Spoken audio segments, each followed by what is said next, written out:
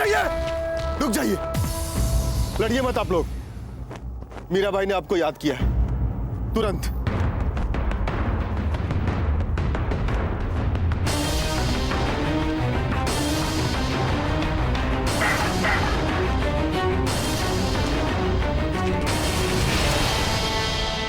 यहीं रुककर हमारी प्रतीक्षा करना।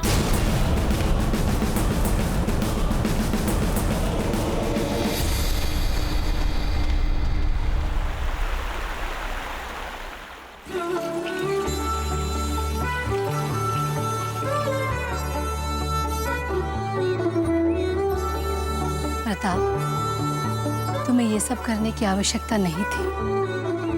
कैसे नहीं करते मीरा?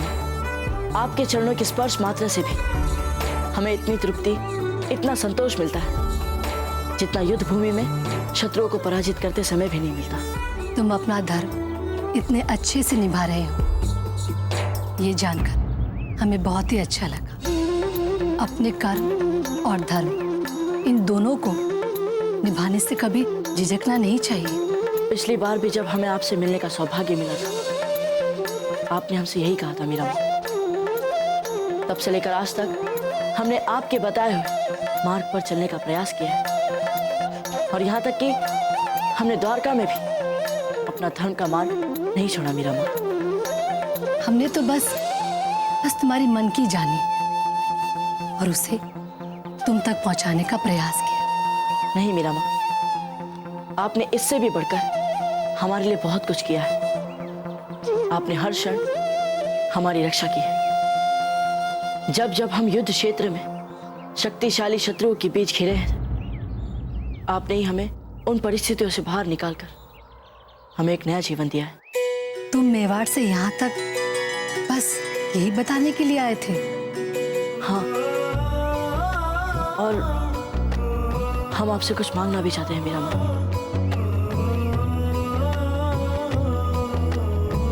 भला हम क्या दे सकते हैं आपको? हम ठहरे एक जोग। हम तो स्वयं अपने कृष्ण भक्तों के उपकारों पर जी रहे हैं। परंतु मीरा माँ, हम जो चाहते हैं वो आप ही हमें दे सकती हैं। हम जानते हैं कि तुम हमसे क्या चाहते हो, परंतु हम तुम्हें वो दे नहीं सकते। मीरा माँ, कर दीजिए ना उन्हें क्षमा, जिन्होंने आपकी भक्ति को नहीं समझा। हमारे पूर्वजों के जघन्य अपराधों का दंड पूरे मेवाड़ ने भोगा है मीरा माँ। क्षमा कर दीजिए, और आप हमें और हमारे परिवार को, हमारे पूरे मेवाड़ को फिर से वापस लौटकर धन्य कर दीजिए मीरा माँ। प्रताप, हम अपने परिवार के आभारी हैं जिन्होंने कृष्ण के इतने निकट हमें पहुंचा दिया। मेवाड़ राजघराने की बहू होने पर हमें गर्व है। हम चाहकर भी आजीवन उनका ऋण नहीं चुका सकते। तो फिर मीरा माँ वापस चलिए ना, वहाँ सब आपकी राह देख रहे हैं। नहीं प्रताप, अब हमारा जीवन कृष्ण भक्ति में समर्पित हो चुका है। आपसे हम हाथ जोड़कर विनती कर रहे हैं मीरा माँ, वापस लौट चलिए घर। मीरा माँ, हमने तो सुना है कि आपके द्वार पर जो भी आता है वो खाली हाथ नहीं जाता। तो फिर आप हमें खाली हाथ जाने के लिए क्यों कह रही है मीरा माँ? जैसे आपने अपने द्वारका को अपनी भक्ति के रस में डुबाया है, वैसे ही मेवाड़ भी आपकी भक्ति के रस में डूबना चाहता है मीरा माँ। हमारा तो इतना भर स्वार्थ है कि यदि आप वहाँ हमारे साथ हमारी रानी मां बनकर रहेंगी, तो मेवाड़ के साथ साथ हम सब पर भी आपकी भक्ति से सौभाग्य की वर्षा हो जाएगी। मीरा माँ, ना मत भूलिएगा।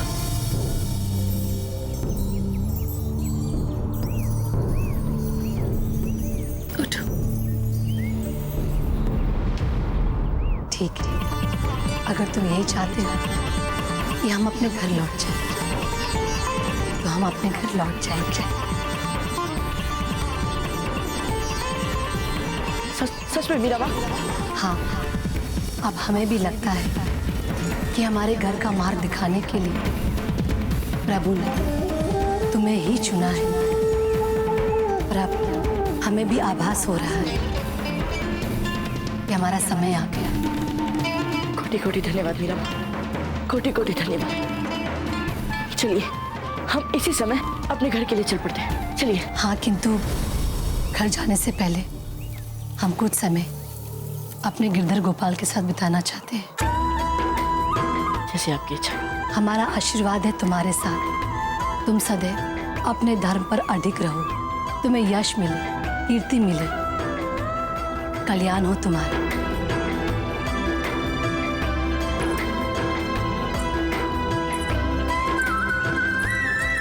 बहुत बहुत धन्यवाद कान्हा जी।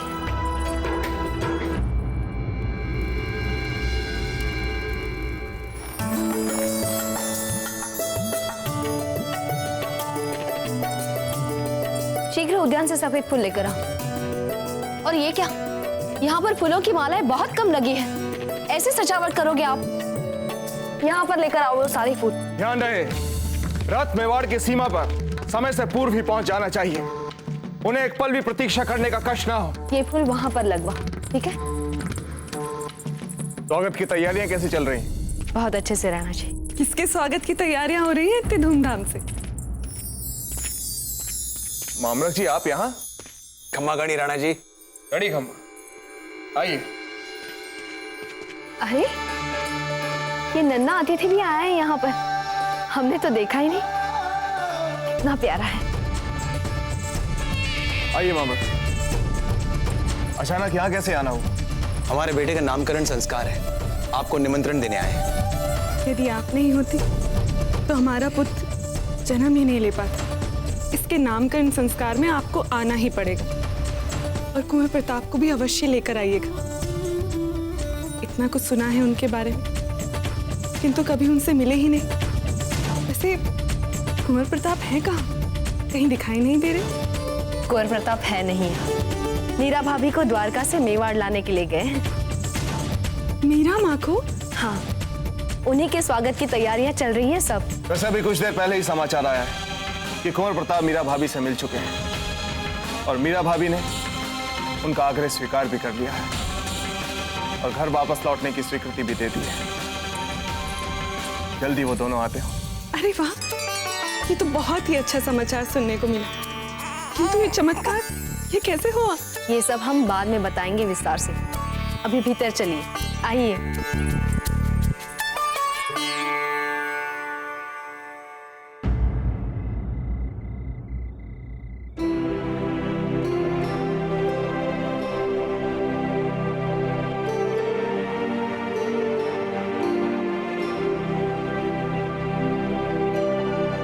बाबूजी राज, आप रात भर के जगे हैं, अभी तनिक विश्राम कर लीजिए। मीरा माँ जैसे ही ध्यान करके बाहर आएंगी मैं आपको जगा दूंगा। नहीं राजपुरोहित जी, हम ठीक हैं, और पता नहीं क्यों हमें कोई थकान नहीं हो रही।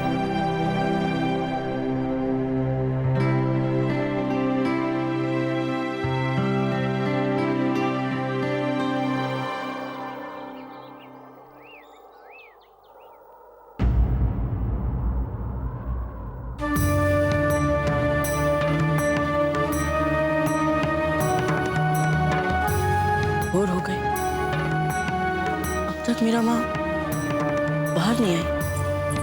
मीरा माँ अब तक कान्हा के कच्छ से बाहर नहीं आई। इस समय तक तो प्रतिदिन वो भोर वाली आरती आरंभ कर देती हैं। फिर आज क्या विशेष बात है? हम भीतर जाकर देखते हैं। नहीं बाबूजी राज, आप भीतर कैसे? नहीं पंडित जी, जाने दीजिए इन्हें।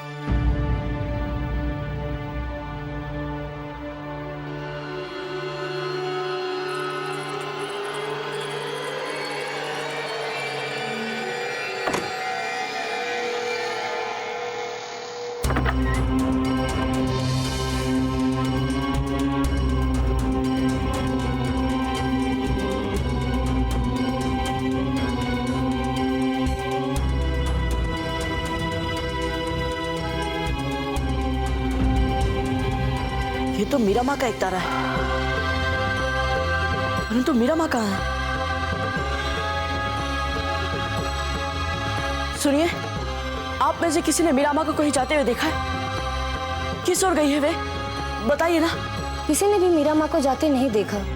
मीरा माँ अचानक अंतर्ध्यान कैसे हो सकती है? नहीं, ये हो ही नहीं सकता। मीरा माँ, मीरा माँ, मीरा माँ, मीरा माँ, कहाँ है आप मीरा माँ? मीरा माँ, मीरा माँ, कहाँ है आप मीरा माँ? मीरा माँ, मीरा माँ, कहाँ है आप मीरा माँ?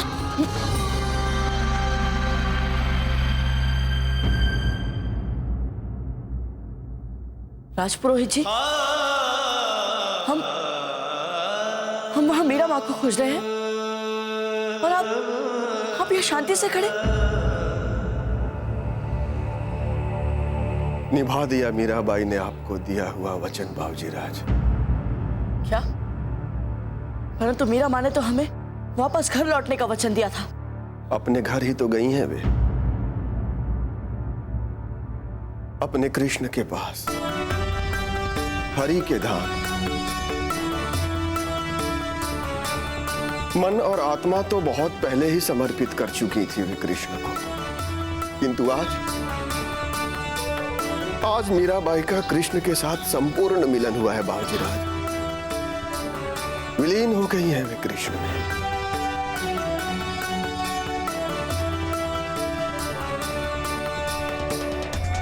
किंतु ये शोक मनाने का समय नहीं है बाबूजी राज, ये तो आनंद मनाने का समय है। कृष्ण में विलीन होकर मीराबाई ने आज अपनी भक्ति को साकार कर दिया है। एक सच्चे भक्त की आत्मा और उसके शरीर दोनों का आज उसके आराध्य श्री कृष्ण में विलीन होने का चमत्कारी क्षण है बाबूजी राज। यदि हम मीरा माँ से वापस घर लौटने की हट नहीं करते तो मीरा माँ कभी ऐसे समाधि नहीं लेती। आपके इसी हट ने आपको मीराबाई के जीवन की महत्वपूर्ण कड़ी बना दिया है बाबूजी राज। आप मीराबाई और उनके आराध्य श्री कृष्ण के मिलन के कारण बने हैं। अब तो हमें ऐसा प्रतीत हो रहा है कि जितनी उत्कंठा आपको थी ना मीराबाई के दर्शन की, उतनी ही उत्कंठा मीराबाई को भी रही होगी आपके यहाँ आने की। ये सब भगवान कृष्ण की लीला है बाबूजी राज, और हम सब तो बस पात्र हैं।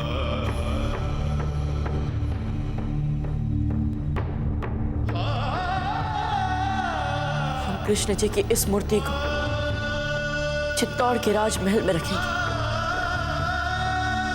और जो सम्मान मीरा माँ को नहीं दे पाए वो सम्मान हम उनकी इस प्रिय मूर्ति को देंगे। जैसी आपकी इच्छा।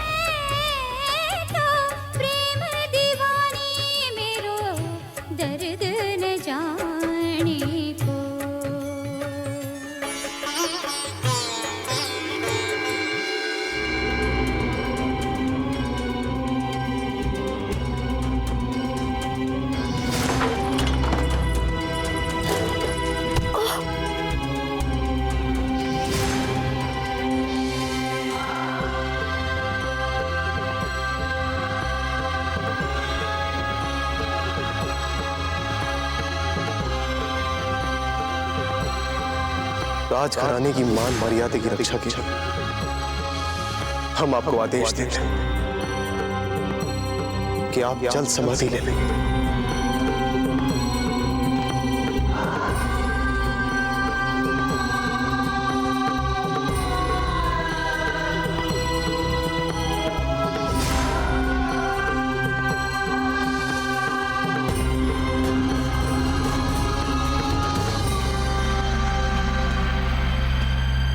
हमने सारा द्वारका छान मारा और आप यहाँ छुपकर बैठे हैं। आइए हम आपको मीरा माँ का मंदिर दिखाते हैं।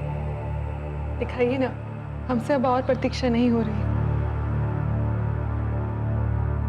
वैसे धीरबाई जी कहाँ हैं? जब से हम आए हैं तब से दिखाई नहीं दी।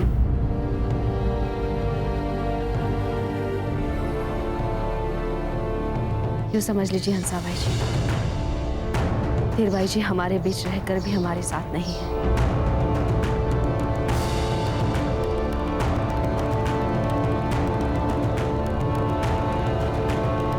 हम आपका दुख समझ सकते हैं। आइए पहले हम चलकर मंदिर देखते हैं। आइए चलिए।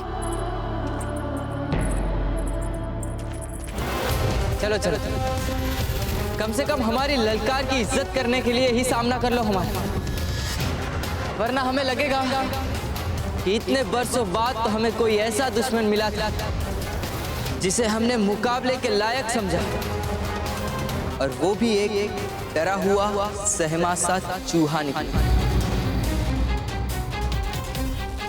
आपने सुना हमने अभी अभी क्या कहा? एक डरा हुआ सहमा सा चूहा, एक चूहा कहा हमने आपको।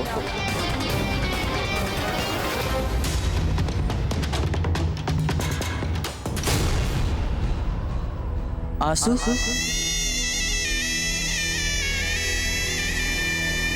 वैसे ये कुछ अजीब लग रहा है। मतलब आप जैसा इंसान और रो रहा है। बात कुछ समझ में नहीं आई। क्या हुआ? मीरा माँ नहीं रही,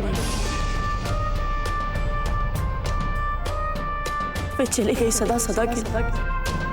चली गई? मतलब कह क्या रहे हो आप? अपने कान्हा जी में समाहित हो गई सदा की। नहीं नहीं, ऐसा कैसे हो सकता है? कल ही तो मिले थे हम उनसे। सच यही है कि वे हमें छोड़कर चली गई, समाधि ले ली उन्होंने।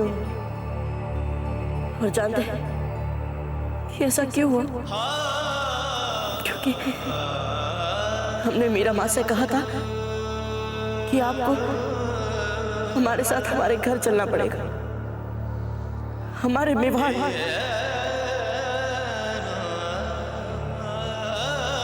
और वे चली गई।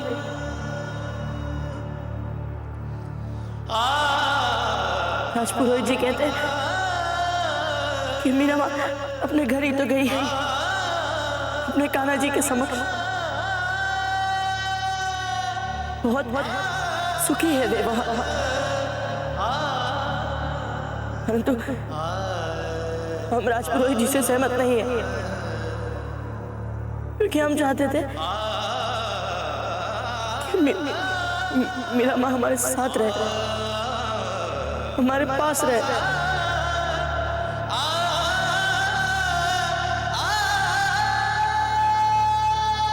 आप ही बोलिए, क्या आपको मीरा माँ की कमी अनुभव नहीं होगी कभी?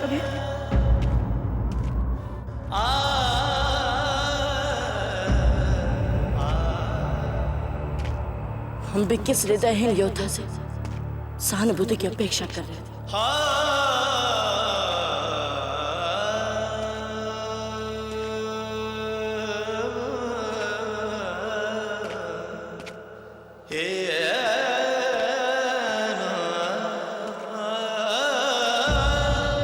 ओह, तो आप हमसे अपने आंसू छिपाने के लिए दूर भाग रहे थे। आपको क्या लगता है कि हम रो रहे हैं? अपने बारे में सोचो, सोचो कैसे सहोगे आप मीराबाई की कमी को।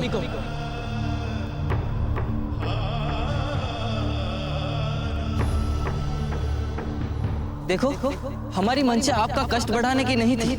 देख लेना, बहुत जल्द ये जो कमी है ना मीराबाई की, ये कमी ही आपको एक नया बल देगी, और फिर आप जो यहाँ एक खालीपन महसूस कर रहे हैं ना, भर जाएगा ये। और फिर आप मीराबाई को अपने इतना करीब पाओगे, इतना करीब पाओगे, जितना कि आपने कभी खुद को उनके साथ भी महसूस नहीं किया होगा। देख लेना, यकीन करो हम। वो क्या है? ये जो ऊपर वाला है ना, वो देगा आपको इस खालीपन से निपटने की ताकत। और फिर आपको पता चलेगा कि किसी को अपने करीब महसूस करने के लिए जरूरी नहीं है कि वो अपने पास ही हो। और फिर वैसे भी आपके पास तो उनका ये दिया हुआ उपहार भी है, ये कृष्ण जी की मूर्ति, जिनकी उन्होंने बरसों पूजा की। इसमें जरूर उनका आशीर्वाद होगा। लगता है हमने कुछ ज्यादा ही कह दिया। नहीं नहीं, ऐसा कुछ नहीं। हम तो ये सोच रहे थे कि आप किसी अपनों को खोने के बारे में इतना कैसे जानते हैं। क्योंकि हमने भी अपने पिता को खोया, पर समय के साथ उनके जाने का दुख थोड़ा कम हो गया। फिर हमें पता चला कि वो तो सदा हमारे साथ, हमारे पास है। अब हमें उनकी कमी महसूस नहीं होती, क्योंकि हमारे लिए वो सदा हमारे साथ।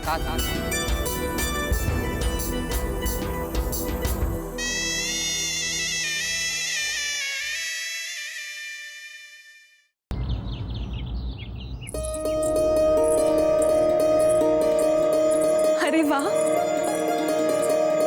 बहुत सुंदर सजाया है आपने मंदिर। देख लेना, जब मीरा माँ इधर आएंगी ना तो उनका तो मन ही नहीं करेगा यहाँ से पाँव बाहर रखने का। हमारे लिए तो बड़ी बात यही है कि मीरा भाभी यहाँ महल में हमारे साथ रहे। उनका सबसे बड़ा आशीर्वाद यही है कि वे कुंवर प्रताप के कहने से वापस अपने घर मेवाड़ लौट रही हैं। फिर चाहे यहाँ अपने मंदिर में सारा समय बिताए या अपने भक्तों के साथ, कोई अंतर नहीं पड़ता। हम बहुत प्रसन्न हैं। आपके कारण अनायास ही हमारा पूरा परिवार मीरा माँ के दर्शन का सौभाग्य प्राप्त करेगा। कम से कम हमारे सामने तो पूरा परिवार मत कहिए हंसाबाई जी। आपके कुंवर जी अभी कुछ ही दिनों के हैं, फिर भी यहाँ हमसे मिलने आ भी गए। किंतु आपके बेटे अजब थे, वो तो हमारे कुंवर प्रताप के आयु की ही है, फिर भी आज तक हम उनसे नहीं मिले।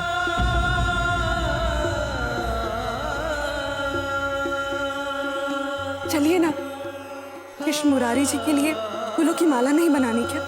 चलिए आइए।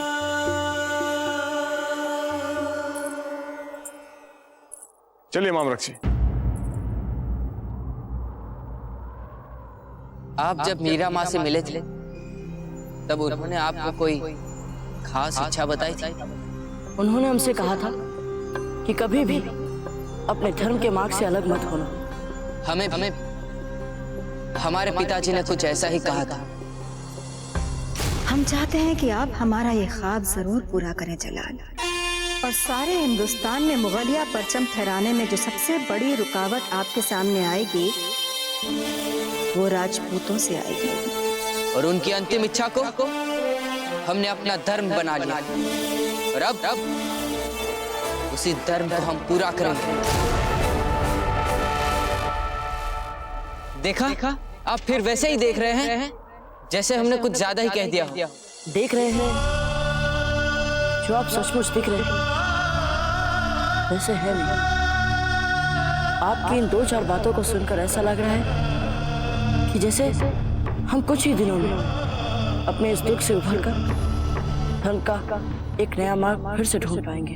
पर इसका मतलब ये नहीं है कि जो खेल आप अधूरा छोड़ आए थे उसे हम पूरा नहीं करेंगे।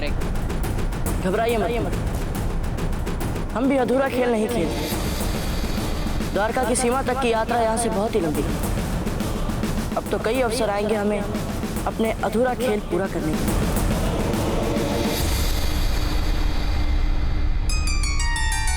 जयवंता, हम कितने सौभाग्यशाली हैं ना, जो आज हमें मीरा माँ की पूजा के लिए फूल गूंथने का अवसर प्राप्त हुआ। सच में कुंवर प्रताप तो हैं ही विशिष्ट। जो कार्य आज तक कोई नहीं कर पाया वो दुरूह कार्य उन्होंने कर डाला। सभी बच्चों में कोई ना कोई विशेष गुण अवश्य होता है। हमने सुना है आपकी बेटी अजब दे भी बहुत समझदार और गुणवंती है।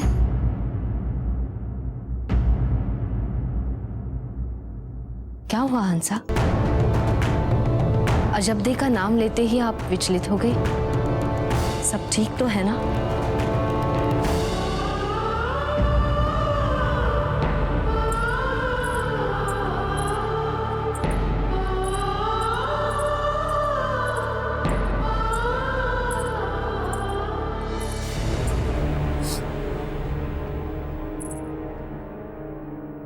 क्या बात है हंसा? हमने जब कहा था कि धीर भाई जी हमारे बीच रहकर भी हमारे साथ नहीं है, तब भी आपने कहा था कि आप समझ सकती हैं इस दुख को। हाँ, हम समझ सकते हैं, क्योंकि हम स्वयं इतने वर्षों से छुप छुप कर अपनी बेटी से अपने ही घर में मिलते रहे, क्योंकि उनके पिता के सामने अजब दे नहीं आ सकते। और इसी कारण से हमारी फूल सी बच्ची को एकाकीपन सहना पड़ा। पर क्यों? क्यों हुआ उनके साथ ऐसा? आपको तो पता ही है ना कि बार बार गर्भ धारण करने के बाद भी हम राव जी को पुत्र नहीं दे पाए थे।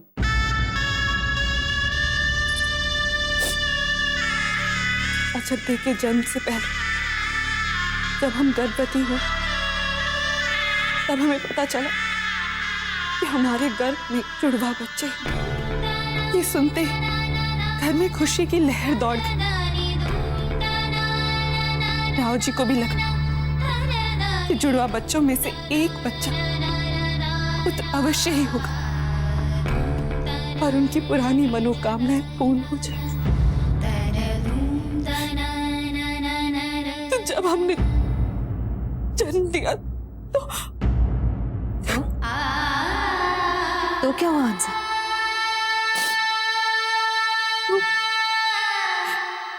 एक पुत्र और एक पुत्री तो हुए, किंतु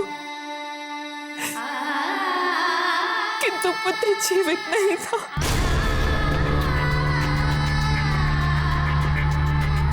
और वो लड़की अजब दे है। अजब दे जीवित तो बच गई, किंतु राव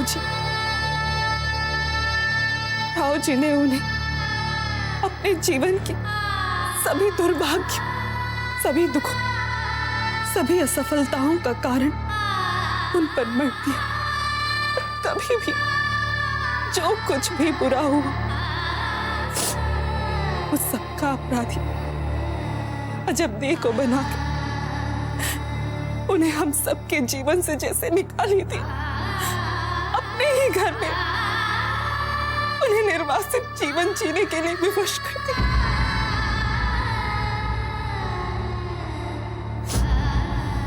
हमसे सब पूछते क्यों हम उन्हें कभी किसी यात्रा पर अपने साथ नहीं लेकर जाते। कैसे जाएंगे वो हमारे साथ, जबकि उनके पिता उनका चेहरा भी नहीं देखना चाहते। आज तक कभी भी पिता से पुत्री को क्षण भर का भी प्यार और स्नेह नहीं मिला। आहा, ये तो कमाल मीठा है। एक बार चक्कर तो देखिए। बिना खाए तो आपको हमारी बात पे यकीन नहीं आएगा। एक बार चखिए तो सही। नहीं, हमारा मन नहीं है। चक्कर तो देखिए, धन्यवाद देंगे हमें। लगता है आपको किसी भी बात में ना सुनने की आदत नहीं। सही समझा आप। ये तो हमारी प्रवृत्ति में ही नहीं है। हमें तो ये भी लगा कि आप इतने उदास चल रहे हैं। गन्ने की मिठास से आपकी उदासी थोड़ी कम हो जाएगी। आपकी बातें सुनकर अब हम ठीक है, हमें करने की कोई आवश्यकता नहीं। ये लड़का कौन है बाबूजी राज? ये तो हम स्वयं नहीं जानते राजपुरोहित जी, परंतु इतना अवश्य जानते हैं कि कभी भी किसी से पहली बार मिलते समय जो छवि मन में बनती है, आवश्यक नहीं कि वही हमारे लिए उनकी अंतिम छवि भी हो। क्या वो जानता है कि आप कौन हैं? कभी कभी बिना किसी पे धरोहर का बोझ डाले मित्रता करना अच्छी बात होती है राजपुरोहित जी। किंतु कभी कभी नितांत अनजान व्यक्ति के साथ मित्रता करना भारी बोझ भी बन जाता है बाबूजी। पता नहीं क्यों, लेकिन ये मुझे अच्छा नहीं लग रहा। बराए मेहरबानी हमें ये सिखाने की गुस्ताखी मत करो शमशुद्दीन कि हमें किससे दोस्ती करनी चाहिए और किससे नहीं। और वैसे भी अब कुछ ही कोस और साथ में चलना है, फिर वो अपनी राह में और हम अपनी राह।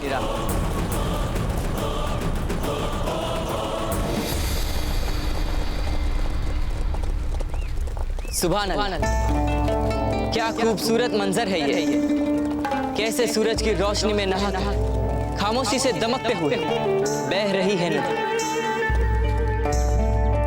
बड़ा ही दिलकश नजारा है ये तो। हमें तो लगता है यहीं पड़ाव डालना चाहिए रुकने का। क्या कहते हो?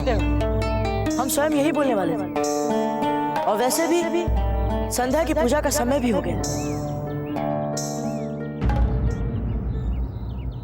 वहां लगता है बहुत बड़ा शाही खेमा लगा। कौन रुकने वाला है वहां? हुजूर, मैं अभी पता करता हूँ।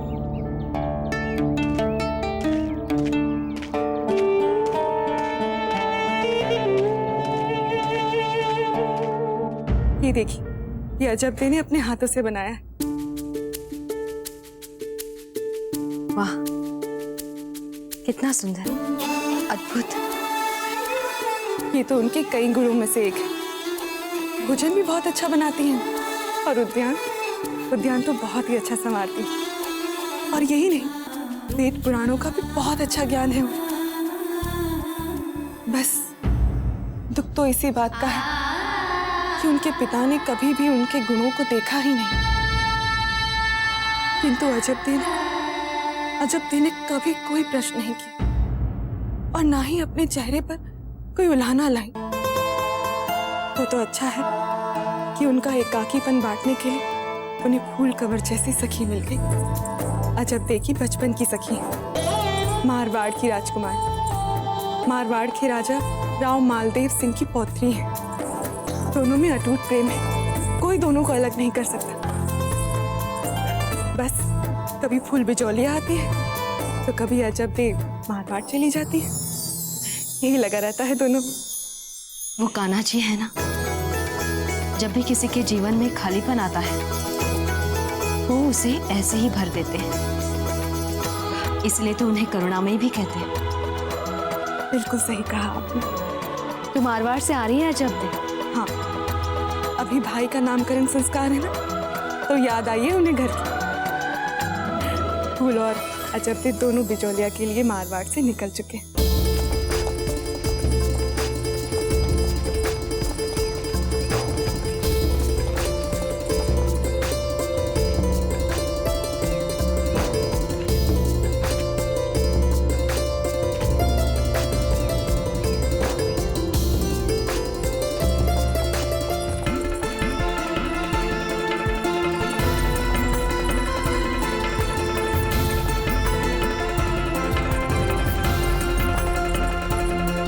तो ये तमाम लोग उसी शाही खेमे का हिस्सा दिखते हैं।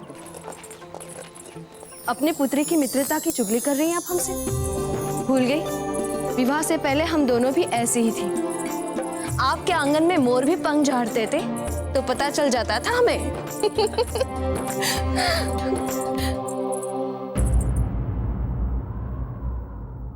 क्या हुआ राणा जी? कुंवर प्रताप का संदेश आया था, मीरा भाभी वापस नहीं आएंगी। क्या?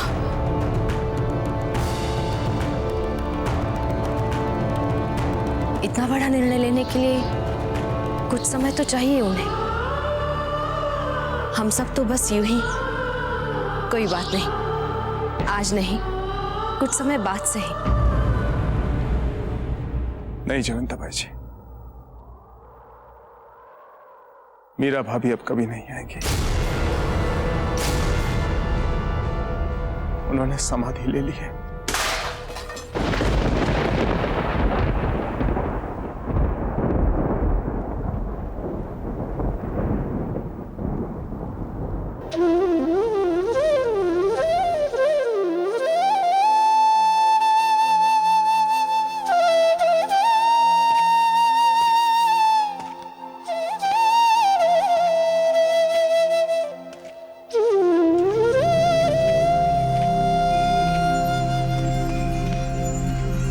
कुछ पता चला किसकी है वो पालखिया, वो तमाम मुसाहिब? कौन है वो लोग? हुजूर, बिजोलिया और मारवाड़ की राजकुमारियां। मारवाड़?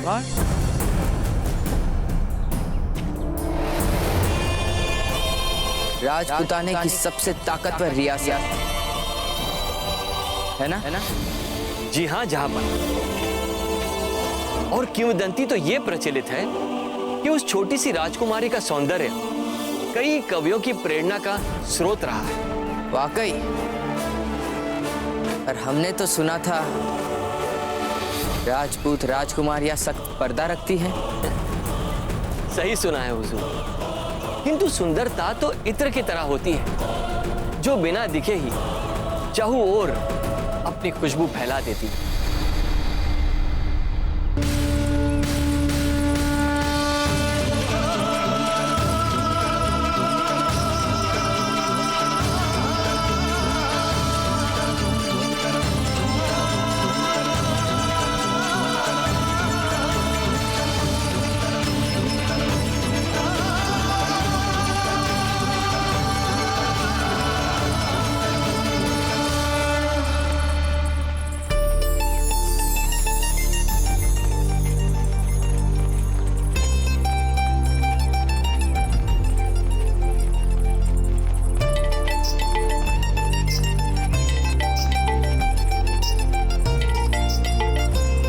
पोपली, तनिक हमारी उंगली की अंगूठियां तो बदलना, हम उब चुके हैं इन्हें देखते देखते।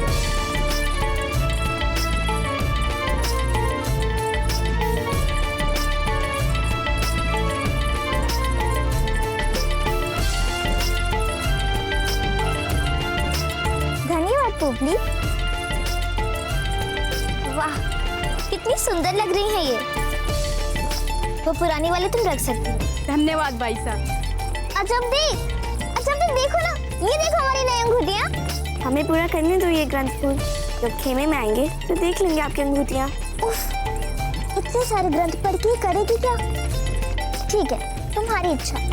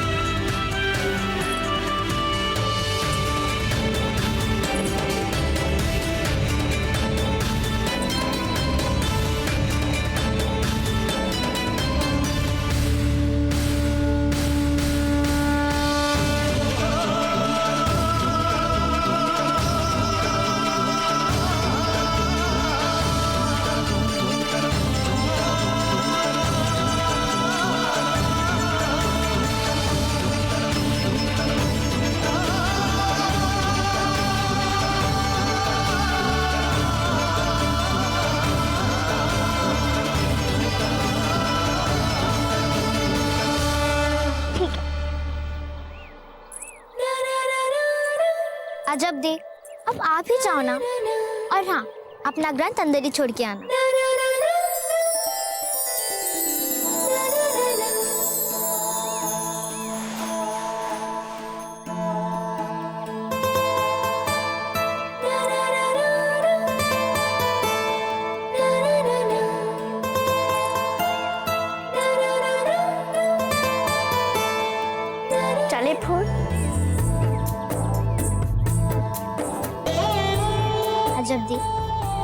हमारे लिए बिछाए गए हैं। आप इन पर पाँव रख के चलेंगी, तभी तो ये गौरवान्वित होंगे। आप जानती हैं ना फूल, हमें नहीं अच्छा लगता कोमल पुष्पों पर चलना। ठीक है, आपको जैसे चलना है वैसे चलिए। चलिए।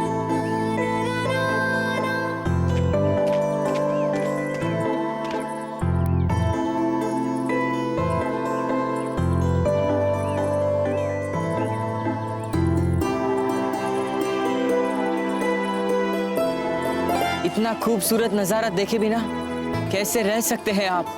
आइए ना, आइए।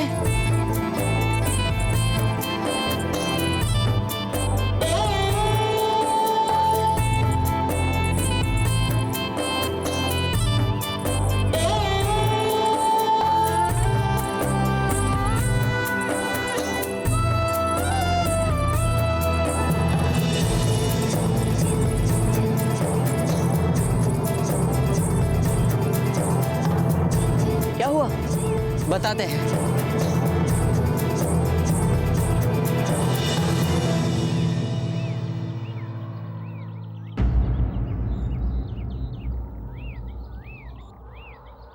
माशाअल्लाह।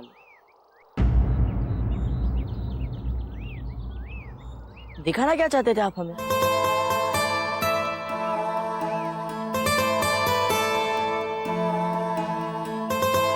कहाँ गुम हो गए?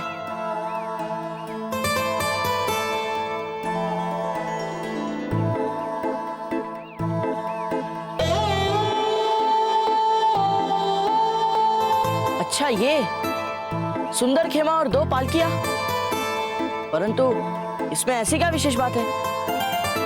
थी बात देखने लायक ही थी, पर छूट गई। ना आप देख पाए उस खूबसूरती को, ना हमें देखने दिया। ये क्या बोल रहे हैं आप? लीजिए, प्रसाद ले लीजिए।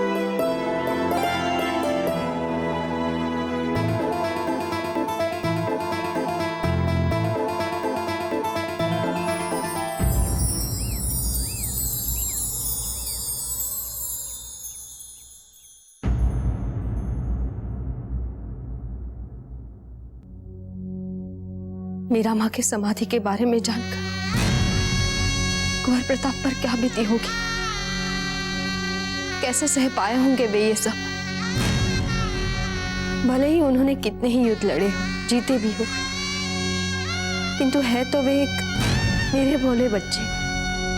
भाई हमें भी इसी बात का है जयवंता बाई जी, कि जब कुंवर प्रताप वापस लौटेंगे तो उन्हें महलों की दीवारों में अपनी मीरा माँ की स्मृतियां ही दिखाई देंगी। वे फिर से एकांतवास में चले जाएंगे, जैसा कृष्णा की मृत्यु पर किया था। सबसे बातचीत भी बंद की थी तब उन्होंने। हमारा एक सुझाव है, यदि आप सब माने तो जिस मनस्थिति में कुंवर प्रताप इस समय होंगे, ऐसे में यदि उन्हें नया वातावरण दिया जाए तो हो सकता है उनका मन बदले और वो जल्दी सहज हो जाए। आप उन्हें यहाँ ना बुलाकर सीधे बिचौलिया ही भेज दीजिए। यदि राणा जी उचित समझे तो हमें इसमें कोई आपत्ति नहीं है। ठीक है जयवंता बाई जी, इस आशय का संदेश हम अभी कुंवर प्रताप तक पहुंचाते हैं।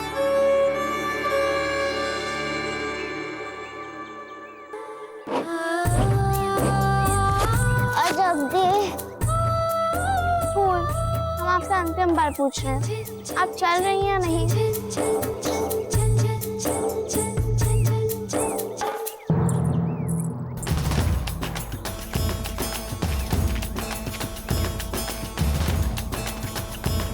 उठ गए वे?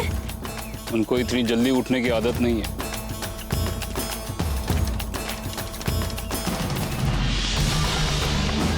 शहंशाह हिंद है, वक्त के पीछे पीछे नहीं भागते तुम्हारी तरह, वक्त उनके पीछे भागता है।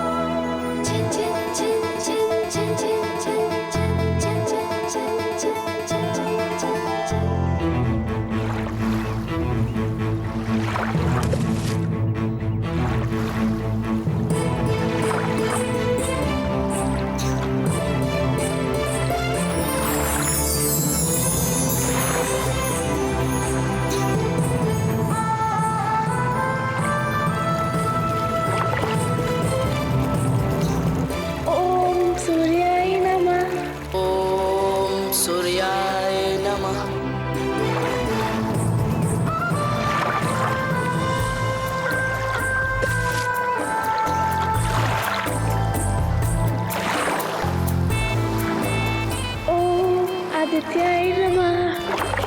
ओम आदित्याय नमः।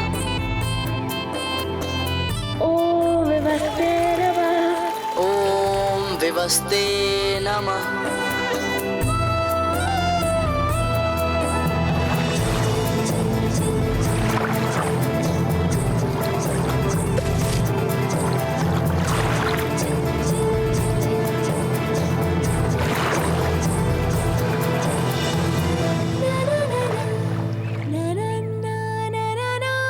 सूर्यदेव, हमारी किसी भी बात या किसी भी काम से किसी का मन ना दुखे। और हाँ, हमारी सखी फूल को भी थोड़ी और बुद्धि दे दीजिए सूर्यदेव।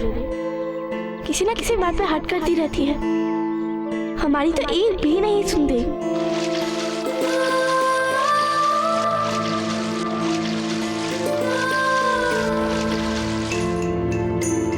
चलिए भाई साहब, चलिए।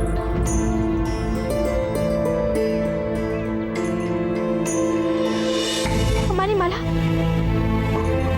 आप में से किसी ने भी हमारी माला देखी है? नहीं भाई साहब, हमने तो नहीं देखी। तो ढूंढिए।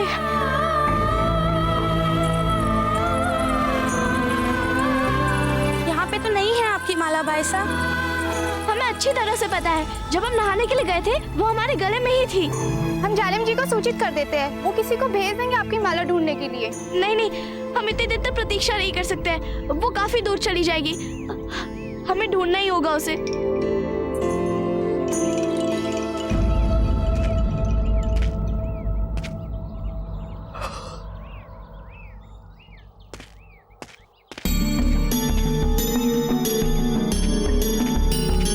कभी कभी इतना जल्दी उठना हमें हमारे खूबसूरत सपने से दूर कर देता है दोस्त। क्या आप सदा इतनी देर से उठते हैं? बिल्कुल, ये तो हमारा शौक है सपने देखने का। पहले हम सपने देखते हैं और फिर उसी सपने को सच करने की कोशिश में लग जाते हैं। तब तो अब तक आपने अपने कई सपनों को सच में बदल दिया होगा। और नहीं तो क्या। पर यहाँ इस खूबसूरत जगह पे आके रोज आने वाले सपनों से यहाँ आने वाले हमारे सपने कुछ बदल गए हैं।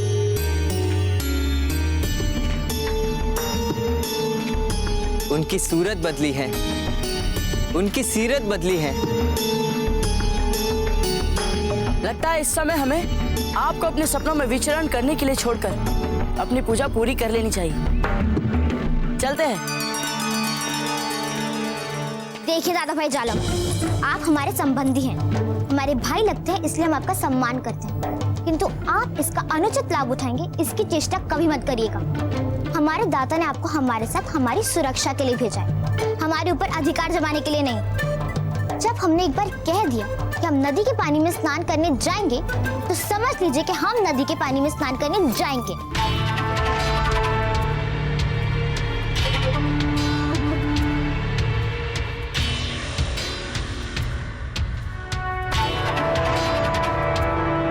आप जानती है ना कि हमने अपनी ये आंख कैसे गवाई? बताए। उस नरभक्षी शेर के हमें दोनों दांत चाहिए, और उसके बदले में अपनी ये आंख गंवाना हमें बहुत ही तुच्छ लगा। ये वही दांत है। अब भी आपको लगता है कि हम किसी के आगे झुकने वाले आदमी हैं? हमने तय कर लिया है कि आपके नहाने की व्यवस्था यही खेमे में की जाएगी। अरे दादा भाई, वो अजब ने हमसे कहा था कि यहाँ की पवित्र नदी में स्नान करने से ना बहुत पुण्य मिलता है, और उसके लिए एक डुबकी लगाना तो आवश्यक है ना। अब आप ये तो मानेंगे ना कि अजब देव कोई भी बात यूं ही नहीं बोलती। अगर उसने ऐसा कहा है कि यहाँ की पवित्र नदी में स्नान करने से पुण्य मिलेगा, तो मतलब क्या मिलेगा। और हम आपको वचन देते हैं कि हम बस एक डुबकी लगा के ना नदी के बाहर आ जाएंगे। और वैसे भी दादा भाई, हम अपने सुंदर केशों को नदी की काई से खराब थोड़ी करेंगे। हम जाएं?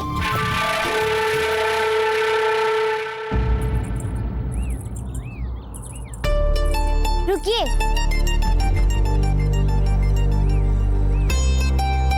चिलमन थोड़ा और ऊपर कीजिए। हम नहीं चाहते गर्मी की इस धूप से हमारे रूप पर कोई असर पड़े। पोपली। जी भाई साहब। तुमने देखा तो था ना, नदी का पानी ज्यादा ठंडा तो नहीं है? देखा था, पानी बिल्कुल ठंडा नहीं था। आज तो मजबदाई को दिखा देंगे कि हम भी नदी के पानी से स्नान कर सकते हैं। चलिए।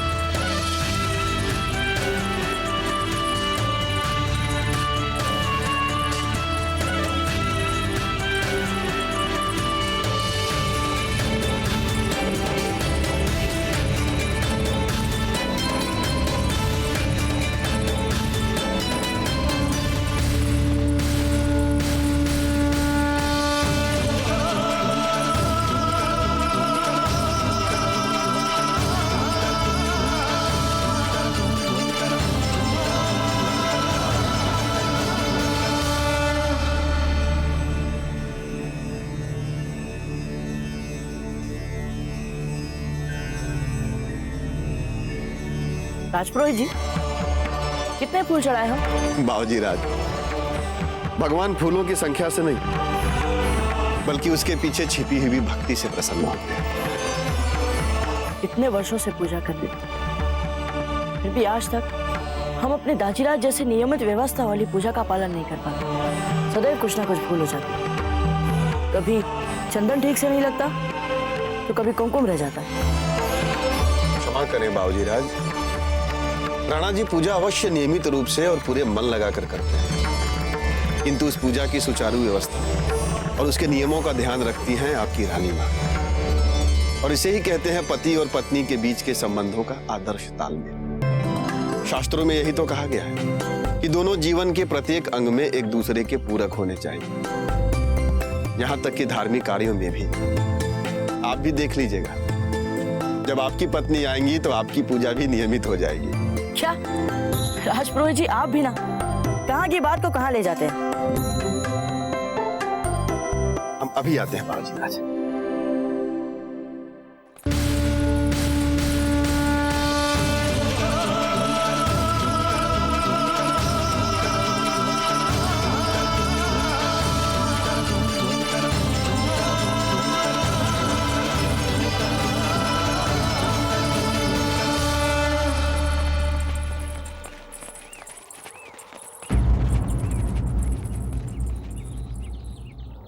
हमारी राह रोक ली, इनकी ये मजाल। लड़के, कहाँ बड़ा चला आ रहा है, दिखाई नहीं देता? मारवाड़ की राजकुमारी जा रही है नदी पर। उनके इतने निकट आने का दुस्साहस कैसे किया तूने?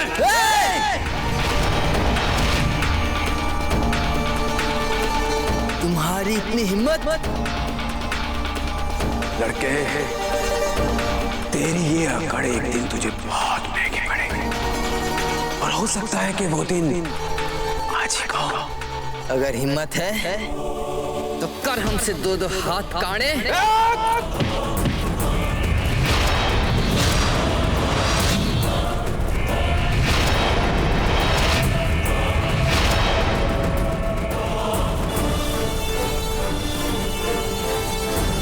अपनी गलती की मुआफी मांगो, वरना जैसे एक आंख गई है ना, वैसे एक हाथ भी चला जाएगा।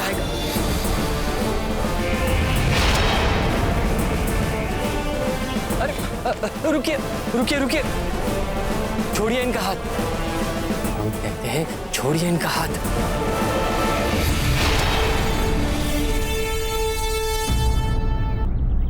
अब मुझे कुछ पलों का समय दीजिए श्रीमान। हाँ? आप आइए मेरे साथ।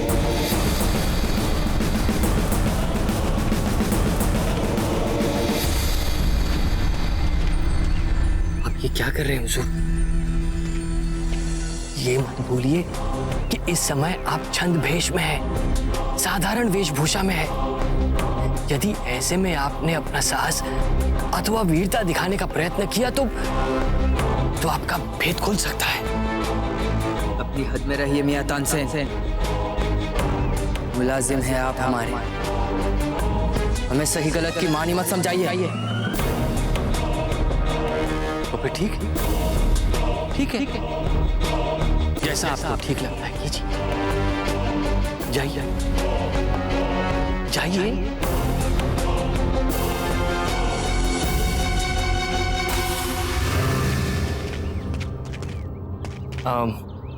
देखिए, हम आपसे प्रार्थना करते हैं कि इस घटना को हम एक दुर्घटना समझकर भूल जाते हैं। क्या है कि हमारे भतीजे थोड़े छोटे हैं, बच्चे हैं,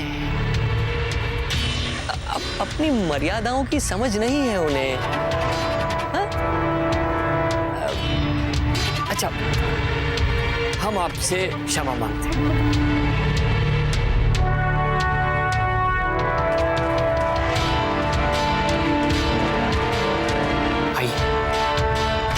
वैसे मारवाड़ के इस क्षेत्र में क्या करने का प्रयत्न कर रहे थे आप?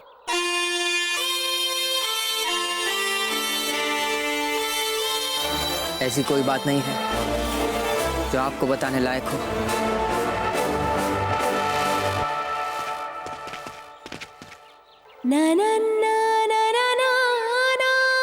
अरे ये माला तो हमारी नहीं है, फिर ये हमारे गले में कैसे है?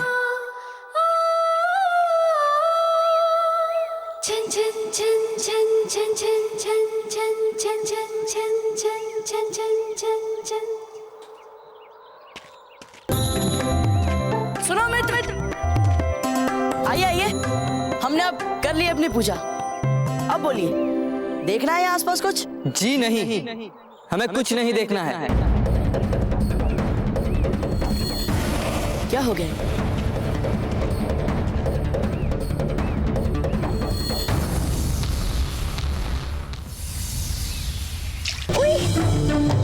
कितना ठंडा पानी। पोपली, क्या कहा था तुमने? पानी बिल्कुल ठंडा नहीं है। अरे हाय, कितनी मिट्टी है इसमें तो। अच्छा, तो इसमें नहाई कैसे सकती है? आप नहाने की बात करिए भाई साहब, वो तो कब से यहीं पर है। कब से? कहाँ है? हमें तो नहीं दिख रही। अजब दे, आपको हो क्या गया है? इतने ठंडे और गंदे पानी में कोई रह भी कैसे सकता है? और आप इतनी देर से इसमें कर क्या रही हैं?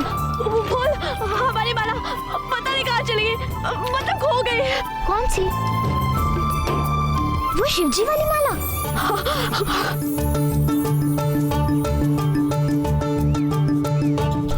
अजब दे, जो माला आपको इतनी गोते लगाने के बाद नहीं मिली, वो अब क्या मिलेगी? आप चलिए, आप बाहर आ जाइए। नहीं भूल, हम तभी बाहर आएंगे जब तक हमें वो मिल नहीं जाती। हे भगवान, ये तो फिर ठंडे पानी में चली गई।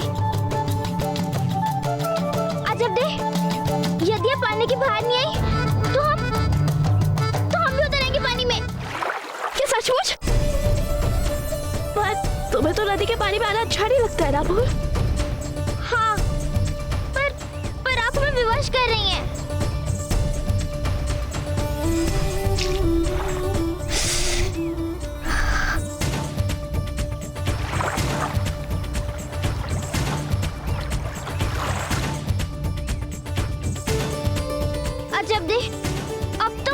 जाइए, नहीं तो हम और भीतर आ जाएंगे। आओ फूल, आओ, हमारा विश्वास करो, कुछ नहीं होगा। नहीं अजब दे, हम और भीतर नहीं आ सकते। हमें बिल्कुल अच्छा नहीं लग रहा है इस गंदे ठंडे पानी में। आप आ जाइए ना। अच्छा नहीं लग रहा है इस पानी में, हम आते हैं तुम्हारे पास।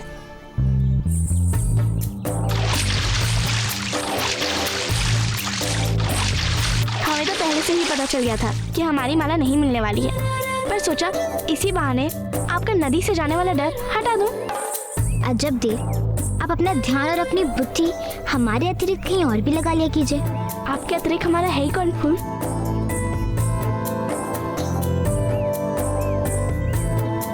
कैसी बात कर रही हैं अजब दे आप?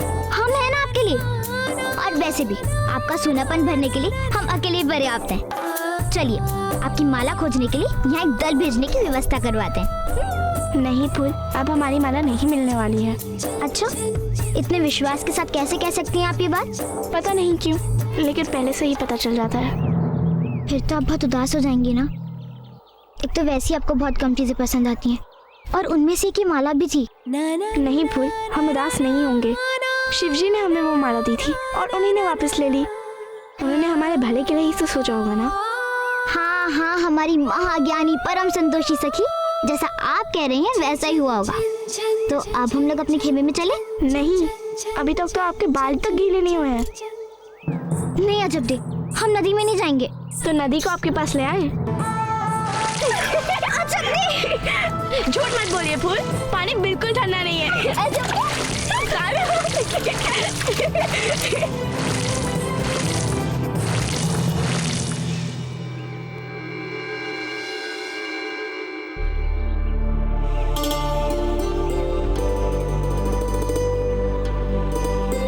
इसे अपने गले से बाहर निकालने की इतनी चेष्टा क्यों कर रहे हैं बाबूजीराज? ये हमारी नहीं है राजपुरोहित जी। फिर ये आपके गले में कहाँ से आ गई? वही तो याद करने का प्रयास कर रहे हैं राजपुरोहित जी। पता नहीं कहाँ से आ गई ये।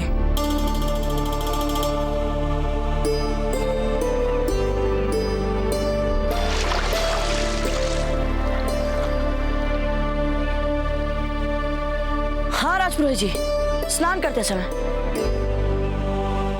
समय पानी में बहकर ये हमारे गले में आ गई थी। परंतु है किसकी ये माला? ये तो रुद्राक्ष है, शिवजी की माला। हो सकता है ये माला आपको शिवजी के आशीर्वाद के रूप में मिल गई हो। और देखिए ना, ये आपके गले से बाहर भी नहीं आ रही है।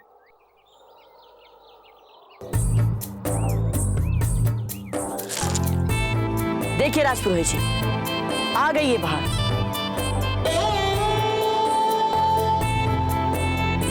राजपुरोहित जी, हमारा एक नियम है, जो हमारा नहीं होता हम उसे लेते नहीं, और जो हमारा होता है हम उसे किसी को लेने देते नहीं।